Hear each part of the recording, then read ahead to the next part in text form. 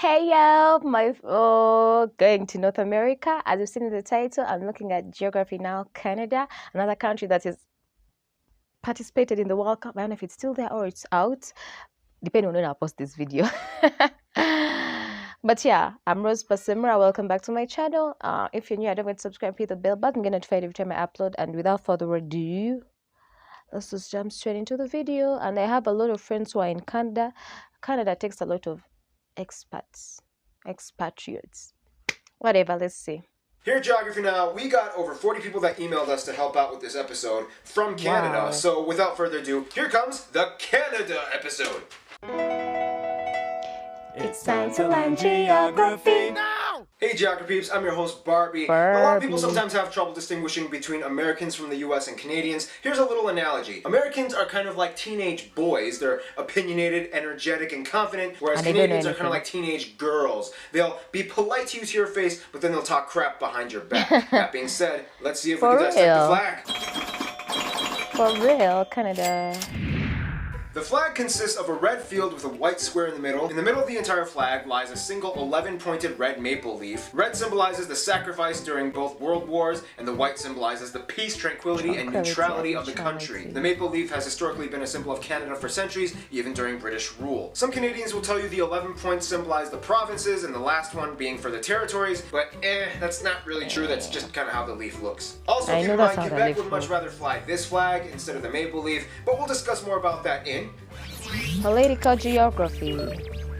Alright, so Canada is huge. It's the second largest country in the world, so it's pretty safe to say that you can bet that there's going to be a lot of interesting things when it comes to administrative divisions. First of all, Canada is located on the North American continent, right above the United States, bordered by 3 oceans, the Atlantic, the Arctic, and the Pacific on all 3 sides. The country stretches over 6 time zones and is divided into 10 provinces. Yes, people, Newfoundland and Labrador are together one province, and 3 territories in the north, the capital of Ottawa being in the province of Ontario. Ooh, now let's have some fun. Now, the thing is, Canada's domain is lavished with sovereignty enigma and semi-autonomous wonder. First of all, let's talk about the border. At over 8,800 kilometers or 5,500 miles, with thousands of markers along the way, Canada and the US have the world's longest border between any 2 countries. Things are a little tame on the east coast, except for that one island they have a dispute with Denmark over, and that one other island within kayaking distance that France refuses to let go of, until you get to the Quebec-Vermont border, and things get a little messed up when you reach Derby Line and Stansted. Since the town was built before modern-day borders were properly established, the town has a variety of houses, businesses, and buildings that lie directly on the border. Haskell Free Library even marks the border in its reading rooms and has an entrance for people on the US side and the Canada side. People of each country must enter on their side, and if they exit on the opposite country, they must stay on the sidewalk and report to the customs office. Failure to do so and stepping on the road can result in arrest. And this delightfully accidental slab of confusion known as the Northwest Angle that belongs to Minnesota, mostly owned by the Ojibwe tribe, situated on the Lake of the Woods, where you can find the reassuringly perfect getaway spots, Massacre Island, and Little Massacre Island. The rest of the border tries as best as it can to cut straight on the 49th parallel, even though it zigzags a little bit, and 4 airports have runways that either straddle or are exactly parallel to the border. Somewhere around 80% of Canadians live within 100 miles or 160 kilometers to the border of the US, and the further north you go, things just get a little kind of fuzzy and neglected. They still have a little bit of trouble integrating the rest of the land the further up you go. There are only 2 main highways that lead to the Yukon and Northwest territories from the south, whereas there are virtually no roads leading to any of the provinces or territories into none of it. The only way to get into none of it is to either fly or take a boat. I mean, technically you could walk across the border, but that would suck. Speaking of none of it, Canada has the most northerly inhabited place in the world. Alert Canada, a perpetually icy, frozen, desolate settlement typically operated by as few as 5 people year-round, functioning as both as a militaristic station and a seasonal research facility. Now, the one thing you have to know about Canada's administrative divisions is that it all kind of constitutionally fits together until you get to Quebec. Although Quebec is still considered a province of Canada, they've made it very clear in the past that they have a strong sense of Quebecois nationalism that many even take to the separatist extreme. Nonetheless, many of Canada's divisions and functions are heavily influenced by the landscape, such we will discuss in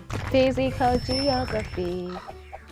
Okay, so once again, Canada is huge and often referred to as the Great White North. However, not all of Canada is a chilly Arctic tundra. First of all, Canada's physical features are built with a strange yet complementary mix of geological and meteorological, yes, that's a word, meteorological facets. Looking at Canada, one of the most notable features that sticks out would have to probably be the Hudson Bay, the second largest bay in the world after the Bay of Bengal and the largest bay that freezes over in winter. This bay provides a drainage basin that hydrates about half of the entire country and a little bit of the northwest of the US. The strange thing is that the Hudson Bay actually sits on a gravitational anomaly in which gravity here is actually a little bit lower than the rest of the planet's average. It has to do with some kind of sciencey reason about ground convection and ice melt rebound, yada yada yada. Hey guys, want to lose some weight? Try the new workout and diet trend, Hudson 90X! Our diet and workout plan includes going to the Hudson Bay! No, but seriously, almost nobody lives along the Hudson Bay. It's almost impossible to build roads with the rugged, splotchy rock landscape with too many ponds and lakes getting in the way for any straight highway to be built. Speaking of which, at around 2 to 3 million, it's actually speculated that around 60% of all the world's lakes and about 30% of all the world's fresh water can be found in Canada. Tap water can actually have better quality than bottled water in Canada. This has to do largely with the domineering, freckly crevice zone that takes up about half of the entire country, the Canadian Shield. The Canadian Shield is a wide plateau of exposed Precambrian igneous rock that harbors little soil and vegetation, but offers a glory field of mining. Canada has some of the world's richest deposits of metal ores like nickel, gold, silver, and copper. 2/3 of all the cesium in the world comes from one mine in Manitoba, Burnick Lake. Fun little side note, Canada has the world's largest third-order lake island. That's an island in a lake on an island in a lake on an island. Located on Victoria Island, this little squiggly 4-acre rock was discovered by map nerds who scrolled Google Maps just a couple of years ago. The island has no name and has most likely never had anyone step foot on it. I mean, I'll do it if nobody else will, but I might need a corporate sponsorship. I'm looking at you, Aunt Jemima. Canada also has 2 of the top 10 largest impact craters on Earth. Sudbury Crater in Ontario and Manicouagan in Quebec with its almost perfectly circular imprint flooded and now a reservoir that you can see from space. Okay, there's a lot more in this section, so I'm just going to kind of rapid fire throughout all the rest of the facts. About 40% of the country is covered in forests and about 1/10 of the world's forests are in Canada. Over 60% of the world's polar bears live in Canada. The Bay of Fundy has the world's highest tidal range with the highest point being over 16 meters. Niagara Falls looks cool. Mount Thor has the world's highest vertical drop. Quebec alone supplies about 70% of the world's maple syrup, and they actually have a maple syrup reserve with over 222,000 barrels of maple syrup. Prince Edward Island has a weird natural phenomena in which the sands on the beach make this weird squeaking noise when you step on it. Here's some footage.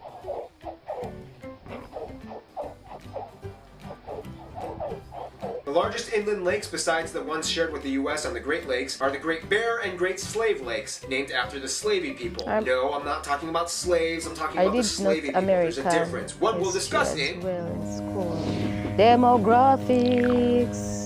Canada is one of those places where everybody kind of fits in, but there's always a little bit of gossip going around every corner. First of all, Canada has about 35 million people, making it one of the least densely populated places on Earth, about 3/4 of whom identify as white. Asians make up about 14%. Natives and Aboriginal peoples make up a surprising 5%. Blacks at 3%, Latinos at 2%, and the rest are just kind of everything else. Now again, Canada's population takes another turn because in addition to ethnicity, Canada also has linguistic groups. About 1 out of every 3 Canadians either speaks French fluently or understands enough to get by. The whole Quebec thing kind of plays a paramount role in Canada's societal operations. They kind of have to work really hard to make sure that this one province cooperates. Also, keep in mind, Quebec isn't the only place in Canada where French is spoken. Communities in Ontario, Manitoba, and especially the Maritime Province like Newfoundland, New Brunswick, and Nova Scotia have huge communities of French speakers. The difference though is that these French speakers have an even deeper level of segregated culture. Many people in the Maritime Provinces have a unique Acadian French culture that differs from Quebec. Fun side note, the Cajun people of the US in Louisiana are generally descended from the Acadian people that were expelled and deported from these provinces by the British in the 1700s. Back then, the Louisiana Purchase didn't happen yet, so all of this area was still French. Yada yada yada, they came over and invented God. So that's why Cajuns speak French, America, because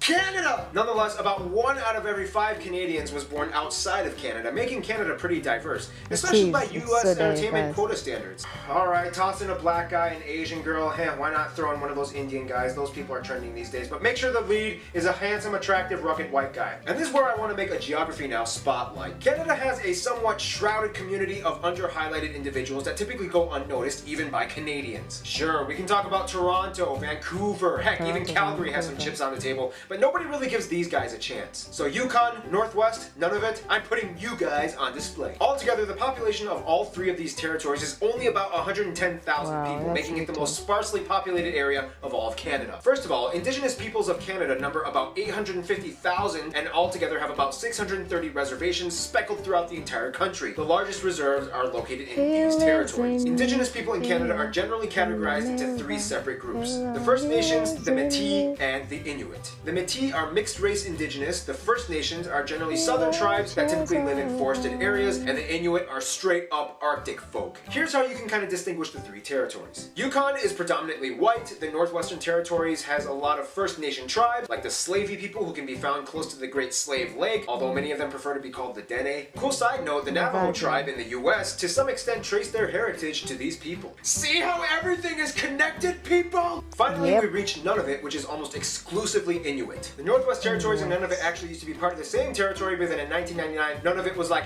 I ain't having none of it, and became its own thing. No, but seriously, Inuit culture is one of the most underrated and culturally fascinating things you'll ever encounter. They speak Inuktitut, a cousin of the Greenlandic language. They can pretty much understand each other, and they have their own written script that you can find on street signs and traffic posts. They have a long history of vibrant traditions, rituals, games, music, and even cuisine. If you ever come here, make sure you try some whale blubber and watch a throat game song which looks like this.